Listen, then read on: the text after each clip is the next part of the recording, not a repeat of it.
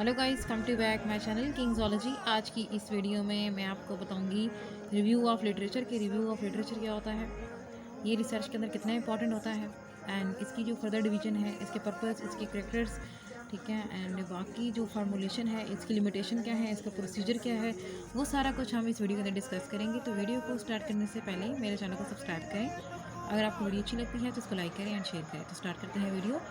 देखिए कि review of literature का मतलब ये होता है कि पास्ट नॉलेज, आप जितनी पास्ट नॉलेज होती है आप उसको कलेक्ट करते हो। कलेक्ट करने के बाद आप उसको लिखते हो। लिख के मतलब ना आप ये बताते हो कि ये फ़लाँ बंदा था, उसने ये पॉइंट दिया था, फ़लाँ बंदे ने ये पॉइंट दिया था और मेरा पॉइंट इन सारी चीज़ों के अबाउट ये है। ठीक है, अब मैं इस चीज़ को साबित करूँगा, प्रूफ करूँगा, इसलिए हाइपोथेसिस बनाते हो, फिर आगे फर्दर रिसर्च कंडक्ट होती है। जो चीज़ मैंने आपको बताई है ना, ठीक है, जो मैंने आपको बताया कि इस तरह से हो सकता है, ये सारी चीज़ें जो है इन्वॉल्व है रिसर्च में। तो अभी जो है ना हम ये रिव्यू ऑफ लिटरेचर जो है इसकी बहुत सारी डेफिनेशंस देख लेंगे। ठीक है, तो ये सारी डेफिनेशंस पे ना ये पूरे तरीके से उतरती है। सबसे पहले तो हम ये कहते हैं कि जो है इसका मतलब क्या है कि ये क्या है, related to research problem. Research जो प्रॉब्लम हमारे सामने आई है उससे रिलेटेड जितना मटेरियल होता है ना उसको रिव्यू ऑफ लिटरेचर बोलते हैं। ठीक है, उसको लिखने को, या इंफॉर्मेशन जो प्रॉब्लम से रिलेटेड होती है एंड जिसकी बेस पे हम क्या करते हैं, आइडेंटिफाई कर लेते हैं। ठीक है, रिसर्च में कि हाँ जी ये जो है ना इंफॉर्मेशन है और ये वहाँ फलां जगह से मिली है, फलां बुक से मिली है, और फिर उसके बाद हम क्या करते हैं, फर्दर जो प्रोसीजर होता है हमारा उसको प्रोसीड करते हैं। देखिए ये एक ना सिस्टमेटिक प्रोसेस होता है। ठीक है, सिस्टमेटिक प्रोसेस है, इसमें आपने क्या करना होता है, बहुत सी रिगार्डिंग एंड अटेंशन देनी होती है। और अटेंशन आप इस तरह से देते हो कि बड़ी डिटेल में ना आपको चीज़ें एक्सप्लेन करनी होती हैं, वो भी सिस्टमेटिकली। सिस्टमेटिक का मतलब होता है क्लासिफिकेशन, कैटेगरीज में आप बताते हो कि फलां बंदे ने ये काम किया, फलां ने ये किया, फलां ने ये किया, फलां फलां के ये पॉइंट थे, फलां फलां बुक में थे। और मतलब इस तरह ना हिस्ट्री जिस तरह नहीं होती, या हम ऐसा करते हैं कि रिव्यू लेते हैं, या फिर आप इस तरह कह रहे हो कि बैकग्राउंड नॉलेज जो है ना वो हम देते हैं। तो ये बैकग्राउंड नॉलेज है एक तरह की। उसके बाद क्या है कि नेक्स्ट ना इसकी डेफिनेशन इस तरह से भी होती है कि इसमें हम क्या करते हैं, डिटरमाइन करने की कोशिश करते हैं। ठीक है, वो वाले इवेंट्स जो हमने लर्न किए होते हैं। ठीक है, या वो वाली थीसिस जो हम लर्न कर चुके होते हैं, पहले पढ़ते हैं उनको। ठीक है, अब कोई भी प्रॉब्लम है ना, फॉर एग्जांपल ट्यूबरक्लोसिस है, ट्यूबरक्लोसिस के ऊपर हज़ार लोगों ने या उससे भी ज़्यादा लोगों ने रिसर्च कंडक्ट की होगी एंड उसके बारे में जो नॉलेज है ना वो दी होगी। तो जो लोगों ने इसके ऊपर काम किया है उन्होंने ज़ाहिर-सी बात है थीसिस लिखी होंगी, रिसर्च रिपोर्ट लिखी होंगी, बहुत सारी चीज़ें लिखी होंगी। आप क्या करो, उन सबको पढ़ लो। ठीक है, उन सबको जब पढ़ोगे तो उसके अबाउट जितनी भी नॉलेज होगी वो आपको मिल जाएगी। ठीक है, और एंड आपने क्या करना है, उसको यूज़ कर लेना है अपनी रिसर्च के अंदर, और रिव्यू ऑफ लिटरेचर जो है ना वो आप लिखोगे। एंड इसकी देखिए, अब जो है ना आपने यहाँ पे रिव्यू ऑफ लिटरेचर लिखते हुए ना चंद बातों का ख्याल रखना है। पहली बात ये कि जो इन्फॉर्मेशन है, ठीक है, आपने बताना होगा फ्रॉम वेयर, कि कहाँ से इन्फॉर्मेशन आपने उठाई या आपको कहाँ से मिली। ठीक है, एंड इन्फॉर्मेशन को आपने समराइज़ कैसे करना है।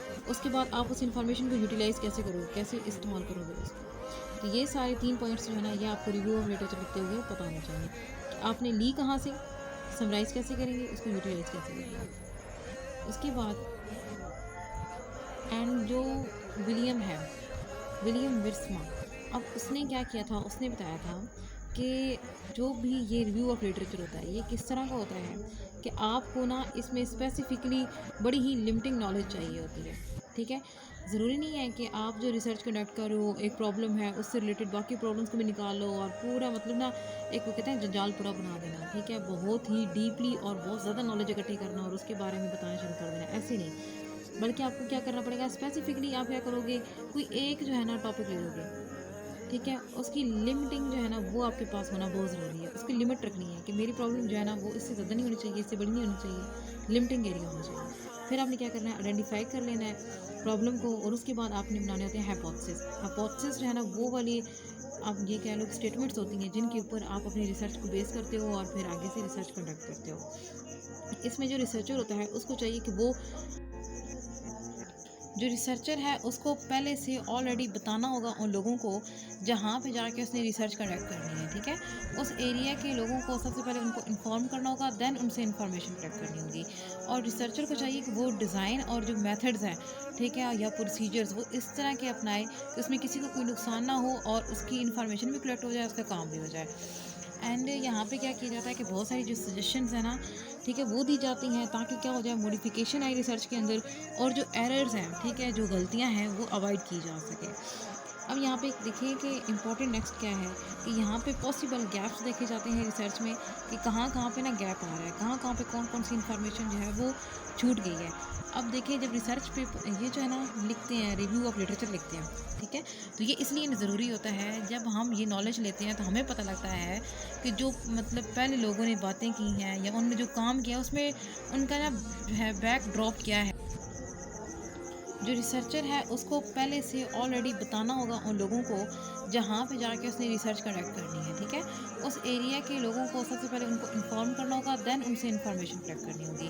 और रिसर्चर को चाहिए कि वो डिज़ाइन और जो मेथड्स हैं, ठीक है, या प्रोसीजर्स वो इस तरह के अपनाए कि उसमें किसी को कोई नुकसान ना हो और उसकी इन्फॉर्मेशन भी कलेक्ट हो जाए, उसका काम भी हो जाए। एंड यहाँ पे क्या किया जाता है कि बहुत सारी जो सजेशंस हैं ना, ठीक है, वो दी जाती हैं ताकि क्या हो जाए, मॉडिफिकेशन आए रिसर्च के अंदर और जो एरर्स हैं, ठीक है, जो गलतियां हैं वो अवॉइड की जा सके। अब यहाँ पे देखिए कि इम्पोर्टेंट नेक्स्ट क्या है कि यहाँ पे पॉसिबल गैप्स देखे जाते हैं रिसर्च में कि कहाँ पे ना गैप आ रहा है, कहाँ पे कौन सी इन्फॉर्मेशन जो है वो छूट गई है।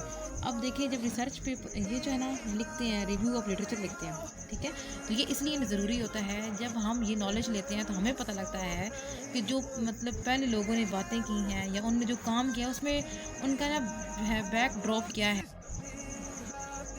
तो बैक ड्रॉप जो है वो देखे जाते हैं, ठीक है, कि उनका जो रिज़ल्ट था उसमें कौन सी ऐसी कमी रह गई थी, ठीक है, जिसको फुलफ़िल करने के लिए आप अब जो है ना रिसर्च करोगे और उसकी जो कमी थी उनकी या जो चीज़ वो नहीं एक्सप्लेन कर पाए उसको आप अपनी रिसर्च में एक्सप्लेन करोगे।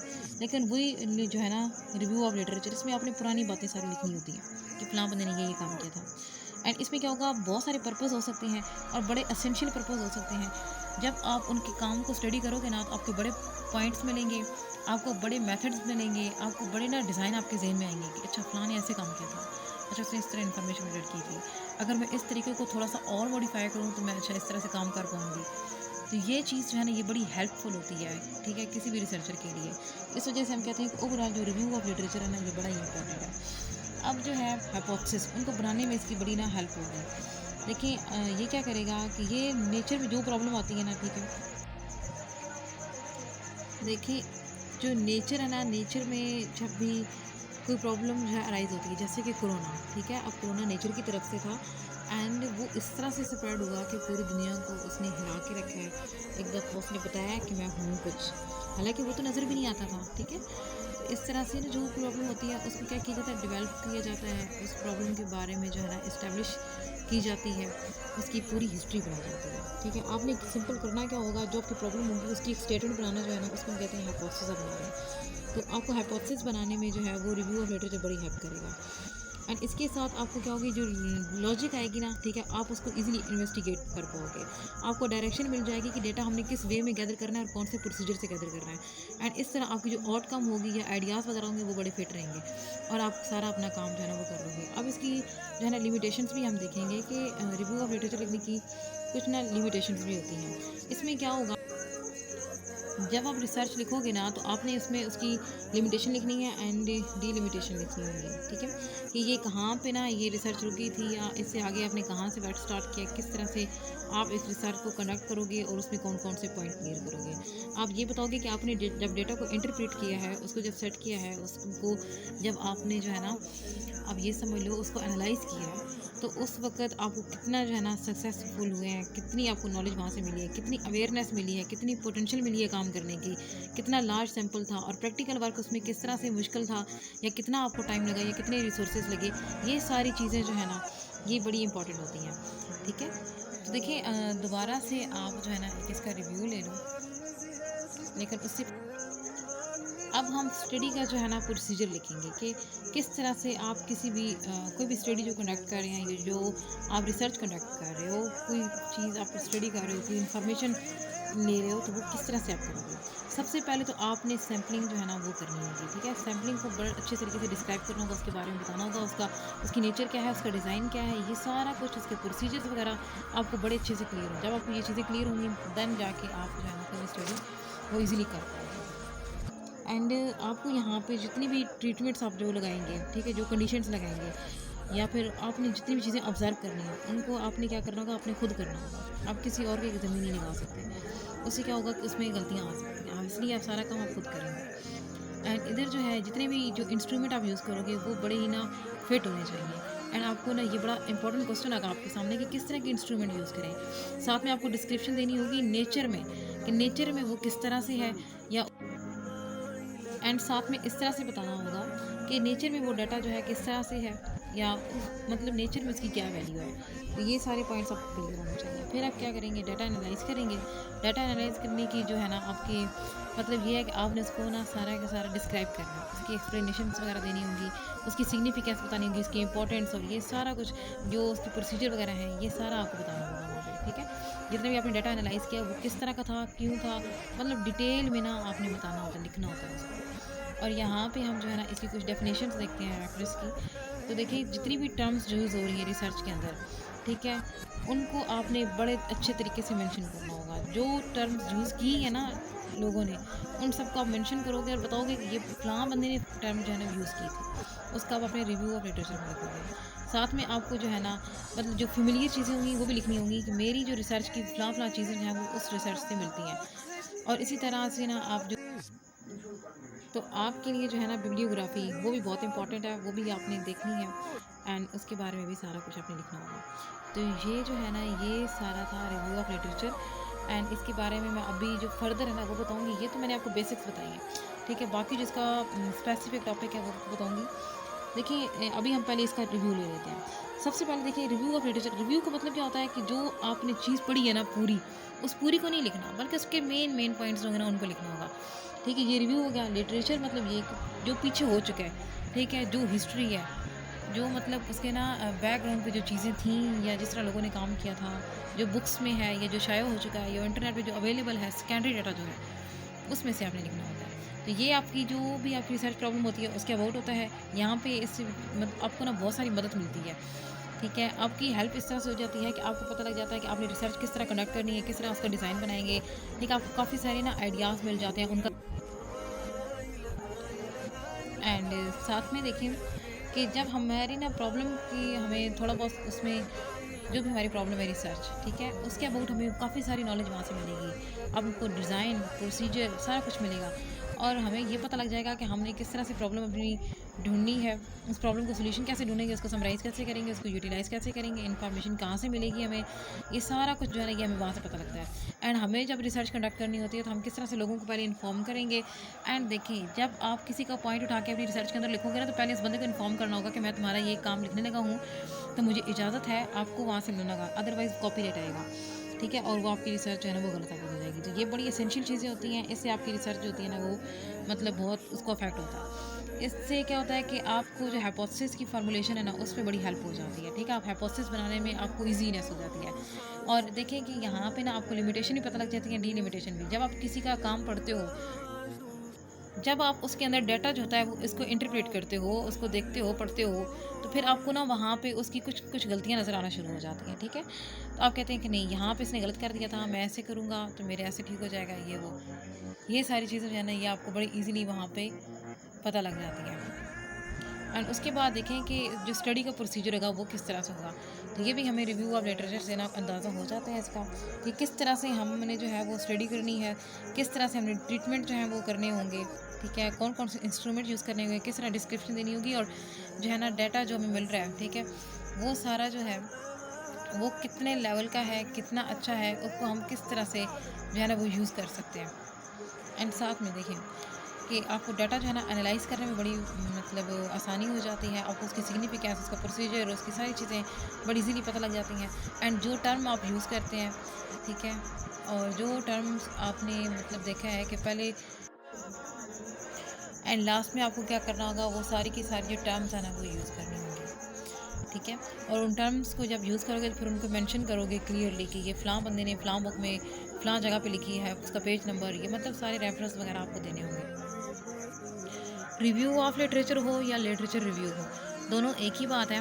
देखें कि यहाँ पे ना अब इसकी प्रॉपर जो है वो डेफिनेशन लिखी गई है, एंड इसकी एक्सप्लेनेशन वो जो था वो जस्ट थोड़ा बहुत इंट्रो था कि आपके जहन में जो है ना थोड़ी बहुत बातें क्लियर हो जाएं इसके अबाउट। देखिए अब यहाँ पे क्या है, सिंपल है कि जो रिव्यू ऑफ लिटरेचर होता है ना, इसमें वो चीज़ें डिस्कस की जाती हैं जो ऑलरेडी पब्लिश होती हैं। ठीक है, जो ऑलरेडी पब्लिश इन्फॉर्मेशन होगी उसको डिस्कस किया जाएगा, उसके बारे में यहाँ पे सारी नॉलेज है वो कलेक्ट की जाएगी, एंड उसको रिव्यू ऑफ लिटरेचर यानी लिटरेचर रिव्यू के अंदर लिखा जाएगा। अब इसकी एक्सप्लेनेशन जो है यहाँ पे हम इसको डिस्कस करेंगे। देखिए इसकी एक्सप्लेनेशन में ये है कि ये क्या है, ये एक ख़ास किस्म का टेक्स्ट होता है। ठीक है, टेक्स्ट मतलब ये समझ लें एक किस ना मतलब रिटन फॉर्म है, एक ऐसे की तरह लिखा जाता है इसको, और इसको क्या किया जाता है ना, जितनी भी ओल्ड इन्फॉर्मेशन होती है उसके बारे में लिखा जाता है। ठीक है, कि फ़लाँ ने इसके ऊपर काम किया, ये इस टेक्स्ट है उसको इस तरह से लिखा जाता है, और उसमें इंडिकेट की जाती है करंट नॉलेज, जो अभी नॉलेज है ना, जो अभी इन्फॉर्मेशन है उसको भी थोड़ा बहुत मेंशन किया जाता है, और जो पुरानी नॉलेज होती है उसको भी मेंशन किया जाता है। एंड इसमें यहाँ पे ना बहुत सारी थ्योरीज भी जो है उनको एक्सप्लेन किया जाता है। ठीक है, जैसे कि थ्योरेटिकल हो गया या फिर मेथडोलॉजिकल, ये बड़ा इंपॉर्टेंट लगता है। मतलब वहाँ पे मेथड में पता लग जाएंगी, थ्योरीज पता लग जाएंगी, और अपनी जो न्यू चीज़ है उसको फाइंड करने में हमारी हेल्प हो जाएगी। एंड इसमें आपने जितने भी यूज़ करना है डाटा वो सेकेंडरी सोर्सेज से लेना होगा। ठीक है, और जितना भी एक्सपेरिमेंटल वर्क जो है ना जो ऑलरेडी हो चुका है उसके ऊपर काम करेंगे। एंड कोई भी चीज़ जो है ना आपने रिपीटेड यूज़ नहीं करनी, ऐसा ना हो कि आप एक ही चीज़ को बार बार रिपीट करते रहो, बल्कि तो आप यहाँ पे ना इस तरह से इन्फॉर्मेशन लिखोगे। उसके बाद जो आप सर्वे करोगे ना, ठीक है, ये रिव्यू ऑफ लिटरेचर लिखने के लिए या लिटरेचर रिव्यू आपने लिखना है, उसके लिए जो सर्वे करना होगा वो आपको आर्टिकल, बुक्स या इंटरनेट से या मतलब ना ऐसी चीज़ें देखनी होंगी जो कि सेकेंडरी सोर्स है। ठीक है, वहाँ से आपको रिलेटेड इन्फॉर्मेशन निकालनी होगी, और वो रिलेटेड इन्फॉर्मेशन जो कि आपकी रिसर्च जो क्वेश्चन है या जो आपकी रिसर्च है उससे रिलेटेड हो। एंड सम टाइम लोग जो है ना इसका बड़ा गलत यूज़ करते हैं। वो क्या करते हैं, लोगों की रिसर्च उठाते हैं, 5-6 रिसर्च जो है ना उठा ली अपने टॉपिक से रिलेटेड, उन्हीं की थोड़ी थोड़ी बातें जो है ना सारी मिक्सअप करके लिख के तो अपनी रिसर्च जो है ना वो सबमिट करवा देते हैं। ठीक है, तो इस तरह से भी लोग करते हैं जो कि गलत है। जब रीडर जो है ना जितनी जो बैकवर्ड या बैकग्राउंड नॉलेज होती है, इन्फॉर्मेशन होती है, जब उसको पढ़ता है, ठीक है, तो उसको जो प्रॉब्लम होती है, जो रिसर्च प्रॉब्लम जिसके ऊपर वो रिसर्च कंडक्ट करना चाह रहा होता है, उसके बारे में और ज़्यादा अंडरस्टैंडिंग हो जाती है इसकी वजह से। ठीक है, तो ये इसकी एक्सप्लेनेशन थी, साथ में इसकी डेफिनेशन थी। अब हम इसकी कुछ ना कैरेक्टरिस्टिक्स पढ़ेंगे, देखें कि अब ये क्या होगा। ये जो है ना कॉन्टेक्चुअली रिसर्च है। ठीक है, मतलब आपने ना इसमें वो रिसर्च लिखनी होंगी, वो वाली चीज़ें लिखनी होंगी जो कि ऑलरेडी रिटन है। ठीक है, इस वजह से ये मतलब ऑलरेडी रिटन है, ऑलरेडी टेक्स्ट की फॉर्म में है, जस्ट आपने उसमें से थोड़ा थोड़ा थोड़ा थोड़ा लिखना है। ठीक है, मिक्स करके। एंड इसमें क्या होगा, जो क्वेश्चनिंग होंगे, ठीक है, उस वो आपको बड़े जल्दी मिल जाएंगे, और आपकी जो रिसर्च है ना उसमें बड़ी हेल्प करेंगे। जो रिसर्च आप ना करने जा रहे हो, ठीक है, उसके अबाउट आपको क्या मिलेंगे, बहुत सारे ना क्वेश्चंस मिल जाएंगे। ठीक है, एंड साथ में क्या होगा, बहुत सारे जो आपके पॉइंट्स होंगे वो रिसर्च के अबाउट क्लियर हो जाएंगे, बहुत सारी स्ट्रेटजीज जो है ना वो भी आपको मतलब क्लियर होंगी, अंडरस्टैंडिंग आपकी बेटर हो जाएगी, आपको प्रोसीजर्स जो हैं वो बड़े अच्छे तरीके से पता लग जाएंगे, फैसिलिटीज़ होंगी आपको अपनी रिसर्च कंडक्ट करने में। इसके अलावा जो इंटरप्रिटेशन है, ठीक है, बल्कि आप ये देखें कि रिज़ल्ट जो है ना, ठीक है, जो रिज़ल्ट्स होंगे उन सब के, उससे क्या होगा कि आप अपनी स्टडी को बड़ा अच्छे से सिंथेसाइज कर पाएंगे। ठीक है, उसको अब देखोगे कि फ़लाँ का ये रिज़ल्ट आया था, फ़लाँ का ये आया था, फ़लाँ का ये आया था, तो आपका रिज़ल्ट क्या आना चाहिए या उनसे मिलता जुलता आना चाहिए, ये चीज़ बड़ी मायने रखती है। साथ में क्या होगा कि जितनी भी प्रॉब्लम है उसको ना मतलब उसकी सिग्निफिकेंस आपको पता लगेगी कि ये कितनी इंपॉर्टेंट है, कितने लोगों ने इसके बारे में काम किया है। एंड इसके अलावा आप जो है ना इंपॉर्टेंट वेरिएबल्स उनको भी यहाँ पे डिस्क्राइब करोगे, डिस्कवर भी करोगे। आपको रिलेशनशिप बनाना होगा आइडियाज़ में एंड प्रैक्टिस में। इसके अलावा आपको प्रॉब्लम की सिग्निफिकेंस पता होनी चाहिए, एंड आप जितनी भी है ना वोकैबुलरी, ठीक है, उस सब के अंडरस्टैंड करोगे, जितनी वोकैबुलरी है, ठीक है, जो उसमें रिक्वायर्ड है। एंड देखें यहाँ पे ये देखेंगे कि आप जो काम करने जा रहे हो उससे पहले लोगों ने क्या क्या काम कर दिया है, एंड हिस्ट्री में उसके क्या मतलब लेवल है, क्या उसका पॉइंट है, और उस देखना है कि साथ में ना आपकी रिसर्च के साथ कौन कौन सी सिमिलरिटीज़ आ रही हैं। अब सोर्स कौन सा होता है, बुक्स हो सकती हैं, ठीक है, बाकी रिव्यूज़ वगैरह हो सकते हैं, इंटरनेट हो गया, रिसर्च रिपोर्ट वगैरह हो गई, अब्स्ट्रैक्ट हो गया, या थीसिस वगैरह, आर्टिकल, डॉक्यूमेंट्स, ये आप कहीं से भी उठा के ना सेकेंडरी डेटा लिख सकते हो। अब यहाँ पे ये हम देखेंगे कि हमें जो है ना रिव्यू ऑफ लिटरेचर क्यों लिखते हैं, ये आपको क्वेश्चन भी आ सकता है 8 मार्क्स का। देखिए यहाँ पे रिव्यू ऑफ लिटरेचर लिखने का जो मकसद है, ठीक है, वो बेसिकली ये होता है कि हम ये बताना चाहते हैं कि हमसे पहले जो रिसर्च हुई है उसमें क्या रिजल्ट आए थे, वो किस तरह से कंडक्ट की गई थी, और हमारे कौन कौन से पॉइंट हैं रिव्यू ऑफ लिटरेचर लिखना है ना आपने, ठीक है, तो उसके लिए आपको फर्दर चीज़ें जो है वो पता होनी चाहिए एंड उससे आपकी बड़ी चीज़ें क्लियर भी होंगी। आपको ये पता लगेगा कि लोगों ने डिस्कवर क्या किया था, ठीक है, आपसे पहले लोगों ने क्या क्या डिस्कवर किया। साथ में आप ये देखोगे कि उन्होंने किस तरह से प्रॉब्लम को जो डिफाइन किया है, किस तरह से उसका सोल्यूशन उन्होंने फाइंड किया है और कौन कौन सी चीज़ें जो है उन्होंने कंट्रीब्यूट करके एक बहुत बड़ी नॉलेज जो है ना वो बनाई है। साथ में आप ये देखोगे कि इसमें ना आपको एक गाइड, एक ये समझ लें एक गाइड है, ठीक है, वो आपको गाइड मिल गई है। जो आपको रिव्यू लिख रही है ना, रिव्यू ऑफ लिटरेचर, वो आपके लिए एक गाइड है आपके पर्टिकुलर टॉपिक के अबाउट, क्योंकि उसमें ना ऑलरेडी जितनी रिसर्च है सब नॉलेज ऑलरेडी लिखा गया है। अब वहाँ पे टाइम का थोड़ा सा इशू है कि देखिए टाइम लोगों के पास जब लिमिटेड होता है तो फिर वो क्या करते हैं कि वहाँ से थोड़ी बहुत हेल्प लेते हैं। इससे क्या होता है कि उनको रास्ता मिल जाता है कि किस तरफ है, किस वे में हमने रिसर्च अपनी कंडक्ट करनी है। यहाँ पे क्या होगा कि जो रिव्यू ऑफ लिटरेचर है इससे आपको जितना भी व्यू होगा, जो अपने स्टेप्स लेने आगे जो जितनी स्टेपिंग करनी है, ठीक है, स्टोन स्टेप मतलब जो पुख्ता आपने आगे इक़दामात करने हैं, कदम उठाने हैं रिसर्च में, तो उनके बारे में आपको जो है ना काफ़ी गाइडलाइन हो जाएगी। इसमें जो सॉलिड बैकग्राउंड जो है नॉलेज है ना वो आपको बड़ा अच्छे से मिलेगा। इस वजह से आप इजीली इन्वेस्टिगेशन जो है वो कर सकते हो। यहाँ पे कम्प्रीहेंसिव नॉलेज आपके पास आ जाएगी। बहुत सारी रिसर्च पढ़ रहे हो ना तो इससे क्या होगा कि और ज़्यादा नॉलेज आएगी और ज़्यादा चीज़ें जो है एडअप हो जाएगी। कम्प्रीहेंस हो जाएगा मीन्स कि बहुत ज़्यादा फैल जाएगा, स्प्रेड हो जाएगा, बहुत ज़्यादा चीज़ें आएंगी आपके पास। अब हम देखेंगे कि रिसर्चर का रोल क्या होता है। रिसर्चर अब क्या करता है कि वो सबसे पहले ना रिव्यू ऑफ लिटरेचर जो है उसको लिख लेता है। अब उसको जब लिखेगा ना तो अब वो क्या करेगा, ये जितना काम है रिसर्चर का सिर्फ ये रोल नहीं होता कि वो क्या करे दूसरों के काम को जो है ना वो समराइज़ करे कि उन्होंने क्या काम किया था उसको बस क्या करे एक समरी के बना के ना छोटी सी उसके अंदर सारी चीज़ें बताया कि उनके क्या थॉट्स थे, किस तरह से उन्होंने चीज़ें डिस्कवर की या उनका डायलॉग वगैरह बना के, ठीक है, यानी इंगेजमेंट मतलब ये कि जब चीज़ें इंगेज हो जाए, ठीक है, टुगेदर हो, तो उन सबको जस्ट उसने एक्सप्लेन नहीं करना बल्कि उसने क्या करना होगा, उसको लिखना होगा, ठीक है। वो लिखेगा कि जो लोग हैं उनने क्या-क्या किस किस्म की डिस्कवरीज़ जो हैं वो उन्होंने की हैं एंड साथ में जो रिसर्चर है उसको ये चाहिए कि वो क्या करे, जितने फैक्ट्स हैं उनको एक्सेप्ट करे, जो जितनी सच्चाई है ना उसको एक्सेप्ट करे। ऐसा ना हो कि वो कहे नहीं ये तो गलत है, ऐसा नहीं हो सकता। उसको लोगों की ओपिनियन जो है वो उसको माननी पड़ेगी, उसको रिलेशनशिप फाइंड करना पड़ेगा कि वहाँ पे जो है ना कॉन्सेप्ट क्या है और वेरिएबल्स कहाँ पे आ रहे हैं। जितनी फाइंडिंग्स हैं उनके ऊपर उसने क्या करनी है, रिसर्च बेस करनी है और लिमिटेशंस भी उसने लिखनी होंगी। इसके साथ उसको मेथड लिखने होंगे एंड ऐसे मेथड जो कि क्या करते हैं, रेलिवेंट चीज़ें जो होती हैं रेलिवेंट, उन सब को वो क्या करते हैं निकाल के अपनी रिसर्च के उसको यूज़ करेंगे और उससे उनको ना सजेशंस मिल जाएंगी कि किस तरह से अपनी रिसर्च जो है वो कंडक्ट करें। देखिए बात सारी एक ही हो रही है कि आपने क्या करना है, बैकग्राउंड नॉलेज लेना है, लेने के बाद उसको लिखना है, ठीक है, लिख के ना तो फिर उसके अब जो है ना लेके के आगे चलना है और बताना है कि फ़लाँ का पॉइंट ये था तो मेरा पॉइंट ये है। फिर आपने उसी बेस के ऊपर अपनी सारी रिसर्च जो है उसको बेस करना है। यहाँ पे लिखूँगा how to write review literature.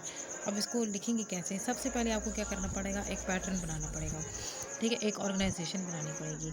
उस पैटर्न के बाद आप क्या करोगे कि इस ना पूरे को लिखोगे। अब ऐसे नहीं कि बस पूरा जो है ना आपने पढ़ लिया सबके काम तो सबको ऐसे ही ना पूरा लिख दो, ऐसे नहीं, बल्कि आपको जो है ना कुछ कुछ गाइडलाइंस होंगी वो लिखनी पड़ेंगी वहाँ पे, कुछ कुछ चीज़ें जो हैं वो आपको फॉलो कर एंड आपको ना एविडेंस जो है वो भी कलेक्ट करने होंगे, ठीक है, सेलेक्ट भी करने होंगे, फिर आपको कोड्स भी यूज़ करनी पड़ेंगी, सम टाइम कुछ कुछ समरीज भी आपको लगानी होंगी, क्योंकि ज़ाहिर सी बात आप इतनी लंबी रिसर्च तो नहीं लिख सकते ना एक बंदे की। फॉर एग्जाम्पल 3 बंदे हैं, ठीक है, अब इसकी रिसर्च इतनी लंबी है, आप इतना टाइम नहीं है आपके पास किसी की पूरी लिखते रहे ना, इसके इतनी लंबी लिखने के टाइम है ना इसकी, तो आपने क्या करना है कि बस ना सिंपल सिंपल जो है समरीज वगैरह इन तीनों को बना के अलग अलग लिख देनी है।